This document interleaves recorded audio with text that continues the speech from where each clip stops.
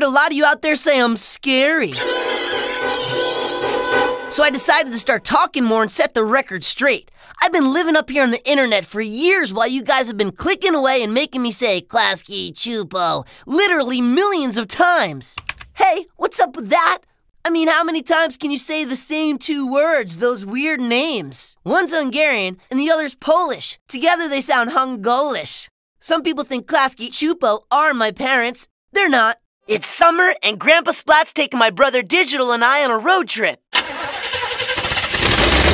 He says we can't bring cell phones, iPods, or laptops. We're going into exile. Grandpa thinks too much technology will suck kids' brains out. I reminded him I'm 16, old enough to have my driver's license, and if I want to have my brain sucked out, it's legal. He wasn't having it, not on his road trip. We took off at a snail's pace with Grandpa at the wheel, and everyone was honking at us. Our first stop was a used bookstore. I'd never been to one before. I got a bunch of dusty comic books. Digital got ripped up skateboard magazines. Grandpa bought a torn up atlas of the U.S. with no cover. He wouldn't let us take a camera, so I said, how are we supposed to read this? It's a journal. You can write and draw in it, like Michelangelo. Our second stop was Vegas. Digital and I stood at the edge of the casino watching Grandpa. He lost all his quarters in a slot machine, so instead of sleeping in a hotel, we got downgraded to a motel with beds like cement.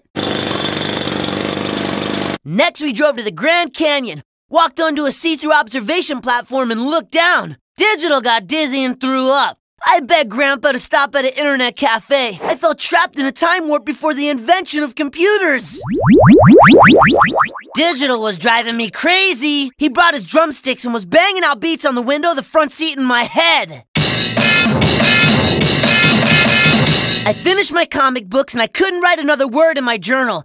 I was sick of playing tic-tac-toe with Digital, who, by the way, cheats. Then we passed a sign that read, "Welcome to the state of New York." Digital and I were psyched. We climbed the Statue of Liberty and rode a subway.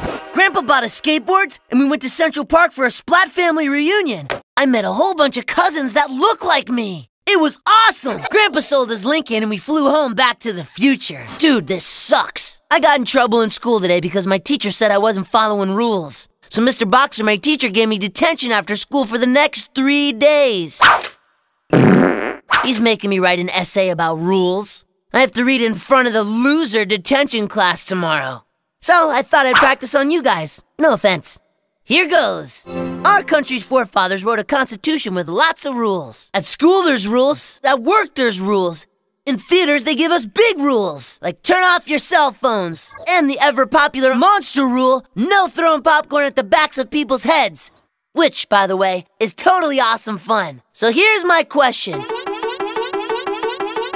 Why do we have to follow rules? What's the big deal? Why does everyone have to chew with their mouth closed? If everyone chewed with their mouth open, then no one would care.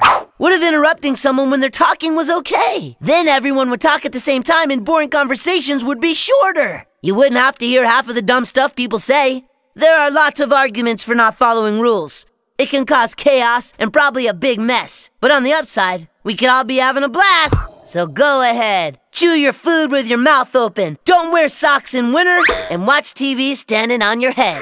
The downside, I'm sure Mr. Boxer will give me an extra day of detention if I stand up for my no rules rule. Bad idea. Rewrite. Splat you later. Something mysterious happened to me. My mouse disappeared. I wonder if someone stole Mouse. I always kept him in my room. Mouse was the best. I never let anyone else play with my mouse, ever. My friends always wanted to hold my mouse. I told them, get your own mouse. I nicknamed my mouse Yeckum. Spelled backwards, it's M-I-C-K-E-Y, Mickey. It's an homage to that other famous mouse. I could think of a list of suspects who wanted my mouse. So I called a bunch of people and asked them, hey, did you take my mouse? Yeckum made my life better. He stayed on my desk in my room. When I opened my eyes in the morning, he was always there. And he was the last thing I looked at before I closed my eyes at night. I knew I could always count on my mouse. He was my best friend. 2 weeks passed. I just moped around.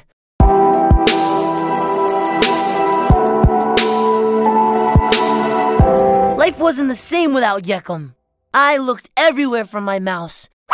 I even made lost mouse posters and put them up in my neighborhood. My mom told me she'd get me another mouse, but I wasn't ready to give up on Yekum. Then one day I came home, and there he was, back on my desk in the same place where I left him. So I sat down on my desk, turned on my computer, picked up my mouse, and started sliding and clicking away. I wrote this story with my mouse. I never solved the mystery of what happened to Yekum. I guess I'll never know. See ya! In our class, our assignment was to make a short video. Mr. Lopez said there'd be 3 students in each pod. One would be the producer. That's the person who bosses everyone around. One would be the director. That's the person who bosses the actors around. And one person gets to be the lead actor. They get all the attention. Mr. Lopez chose the pods. I never really liked those guys. We had 2 weeks to finish the movie before the film festival at the school assembly. We got to borrow the school's video camera. The first day we met after school and argued. We all wanted to be the lead actor. I lost that one, and they thought I talked too much, so I got to be the director. The rest of the week we met and argued about the script. So after fighting for days, we decided to make a no-talking, crazy, funny, miserable, sad film. The story is about 3 clowns in a 3-ring circus. The number 1 clown juggles and hula hoops in the center ring, but the number 2 clown is jealous and steals number 1 clown's hula hoops. He thinks then he'll get all the attention, leaving the number 2 clown with a dumb stick and a plate he balances on his chin. Then clown number 2 gets super mad and hides number 3's giant shoes and deflates his ball, leaving him with only a plastic flower boutonniere that squirts water. The ringmaster goes nuts and throws them together in the main ring because now they're all boring. Our pod's film won first prize. We put our video on YouTube, and a big Hollywood movie studio wants to make a blockbuster about the 3 clowns. Psych. Just kidding.